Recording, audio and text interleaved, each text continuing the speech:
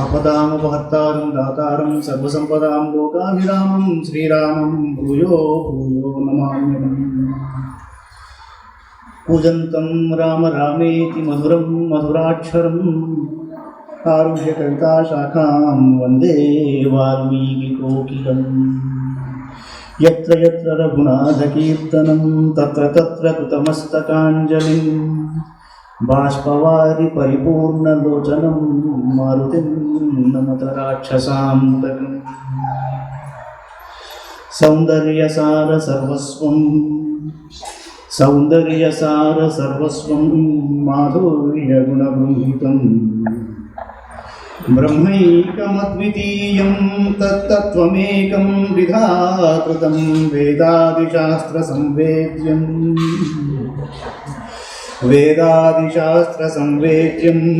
सीतारामस्वरूपकं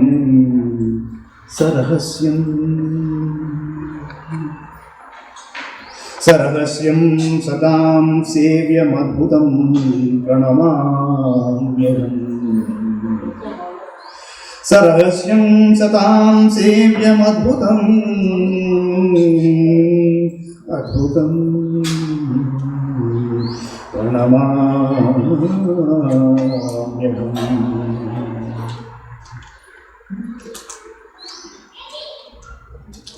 రెండు లైన్లు అంటాను, మీరు దయచేసి మీరు కూడా ఆ భజనలో పాల్గొనండి. ఒక 1 minute చేద్దాము. శ్రీరామ జయ రామ జయ జయ రామ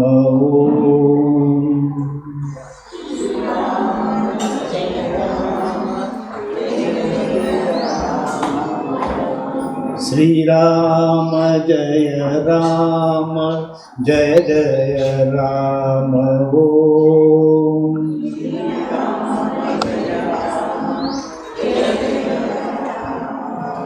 శ్రీరామ జయ రామ జయ జయ రామ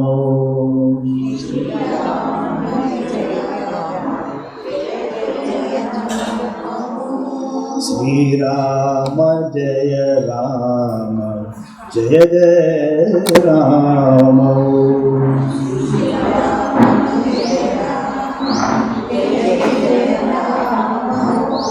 श्रीराम जय राम जय जय राम श्रीराम जय राम जय जय राम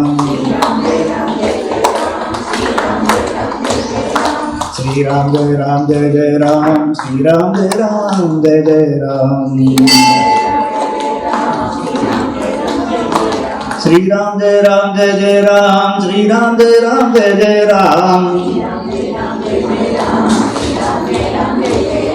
श्रीराम जय राम जय जय राम श्रीराम जय राम जय जय राम श्रीराम जय राम जय जय राम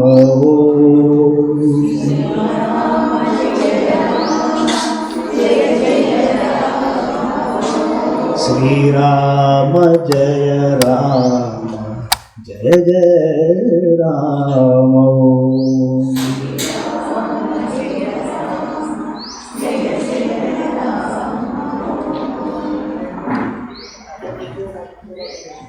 జై శ్రీరామ్.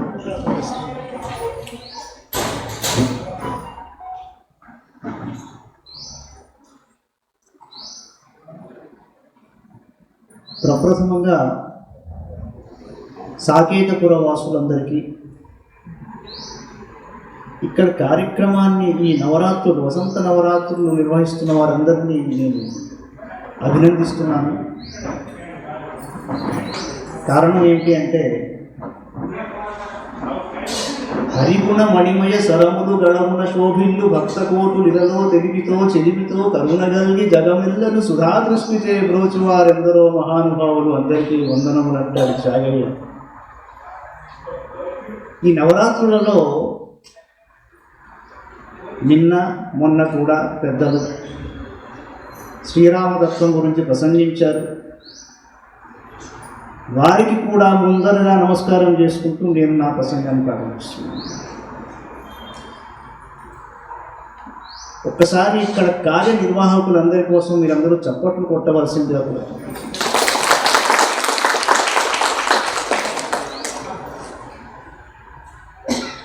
రెండు మూడు సంవత్సరాల క్రితం హంపి నుంచి నవబృందావనం అని ఉంటుంది. అక్కడ గురువులు 9 మంది సజీవ సమాధి పొందిన క్షేత్రం అది. తుంగభద్ర నది మీదుగా అలా వెళ్తుంటే అక్కడికి పడవలో అదంతా కిష్కింద ఒకప్పుడు చుట్టూతా ఉన్న కొండలు, ఆ గుట్టలు, ఆ రాళ్ళు అలా పేర్చినట్టు ఉంటాయి. ఎవరు చాలా ఆశ్చర్యంగా ఉంటుంది. ఎవరన్నా మీరు వెళ్ళుంటారు ఎవరన్నా. అలా వెళ్తుంటే ఏమని వారి సుగ్రీవులు తలపడ్డ ప్రదేశం అదంటారు, ఇంకా చాలా చెప్తారు. కానీ అక్కడ ఉన్న ప్రశాంతమైన వాతావరణం ఎలా ఉంటుంది అంటే, అలా నదిలోంచి వెళ్తుంటే ఏదైనా ఒక వానరం కానీ ఏదైనా బయటకు వచ్చి తిండి చూస్తే మరల శ్రీరాముడు వచ్చాడా అని చూడాలనిపిస్తున్నట్టు ఉంటుంది. ప్రతి పిట్ట ప్రతి పుట్ట ఏదైనా కూత వినిపిస్తే రామరామ అన్నట్టుగానే ఉంటుంది. ఆ అద్భుతమైన తుంగభద్ర నది మీద అలా వెళ్తున్నప్పుడు నాకు ఒకసారి ఏం గుర్తుకొచ్చిందంటే, మహాత్ముడు వాల్మీకి మహర్షి ఆయన శిష్యులతో తమసా నదీ తీరానికి వెళ్ళి శిష్యులతో ఏమన్నాడంటే, ఈ తమసా నదీ తీరం ఒక మహాపురుషుని హృదయంలాగా ఎంత ప్రశాంతంగా ఉందో చూసారా అన్నాడు. ఆశ్చర్యం ఏమిటంటే, తమసా నదీ తీరానికి చాలాసార్లు వెళతాడు ఆయన సంధ్యావార్చుకునేందుకు. ప్రత్యేకంగా వాల్మీకి రామాయణం ఎక్కడి నుంచి ఉద్భవించిందయ్యా అంటే, మాధ్యానికి సంధ్యావందనం ఆచరించేందుకు ఆయన శిష్యులతో కలిసి తమసా నదీ తీరానికి వెళ్ళాడు. వారణాసిలోని మహానుభావుడు కరపాత్రి స్వామీజీ కొన్ని వేల రామాయణాలను తీసుకుని వేదాలను, ఉపనిషత్తులను, బ్రహ్మసూత్రాలను, ఆఖరికి ఆయన ఏ పురాణాన్ని వదిలిపెట్టలేదు. అద్భుతమైన ఒక పుస్తకం రచించాడు, రామాయణ మీమాంస అని. ఆయన చాలా ఆసక్తికరమైన విషయాన్ని ప్రతిపాదించాడు. ఆయన ఏమంటాడంటే, వేటాడేవాడు ప్రతిరోజు వేటాడతాడండి, తమసా నదీ తీరం ప్రశాంతంగానే ఉంటుంది.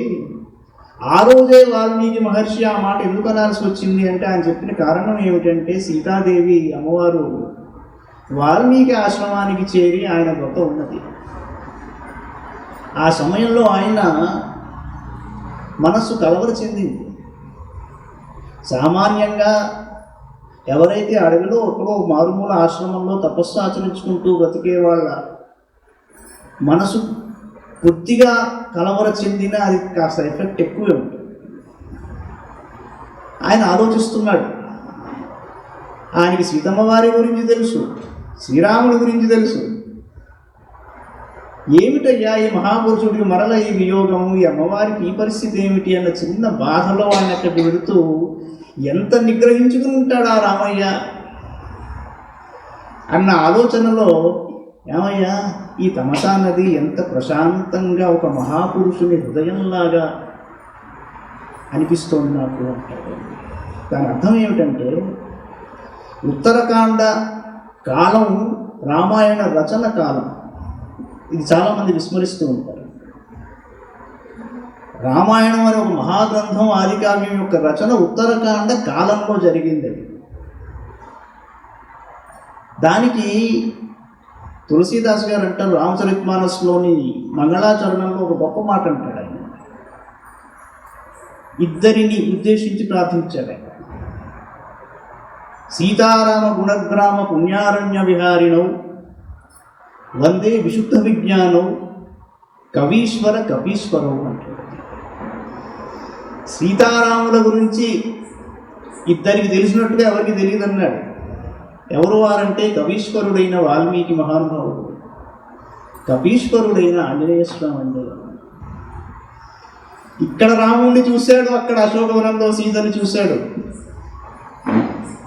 సరే, వాల్మీకి మహర్షి గురించి ఏం చెబుతాం? ఆయనకు వరం, డైరెక్ట్గా వరమే ఉంది బ్రహ్మదేవుడు. నువ్వు జరిగింది జరిగినట్లు దర్శించి రాస్తావయ్యా, నువ్వు రాసే దాంట్లో ఏది అమృతం కాజాలదు అనే వరం ఉన్నాయి. అదే ప్రమాణం వాల్మీకి రామాయణంకి. వాల్మీకి రామాయణమే ఆది గ్రంథం అండి. ఇంకా దేని గురించి మాట్లాడినా దాని తర్వాతే మాట్లాడాలి. ఇంకా మిగతావి చాలా వస్తాయి. కల్పనలు వేరు, కవిత్వాలు వేరు, వ్యాఖ్యానాలు వేరు. పారాయణ గ్రంథం వాల్మీకి రామాయణమే. కారణం ఏమిటి అంటే నేను చెప్తాను, ఇందులో వస్తాయి చాలా. ఇకపోతే ఆంజనేయ స్వామి అశోకవనంలో అమ్మవారిని దర్శించిన తరువాత ఆయన చెప్పిన మాట అద్భుతమైన మాట. ఆయనలో ఆయన అనుకుంటాడు, అసలు ఈ శ్రీరామచంద్రమూర్తి మహానుభావుడు, సత్యపరాక్రముడు, మహావీరుడు, ఓహో ఓహో అవన్నీ కాదండి. అసలు ఆయన ఎందుకు మహావీరుడయ్యా అంటే, ఇంత చక్కని తల్లిని దూరం చేసుకుని ఇంకా బ్రతికున్నాడు, అందుకు ఆయన మహావీరుడు. అందుకనే తులసీదాస్ గారు కవీశ్వర కపీశ్వరు వాళ్ళ ఇరువురికి నమస్కారం చేసుకుని రామచరితమానస్ ప్రారంభం చేస్తారు. బోయవాడు పిట్టని కొట్టాడండి. ఒక క్రౌంచ పక్షుల జంట. ఏముంది, బోయవాడు ఎప్పుడైనా ఆహారాన్ని దేన్నైనా కొడతాడు, పెద్ద ఇష్యూ కాదు. ఆ సమయంలో ఆ మగ క్రౌంచ పక్షి కింద పడింది.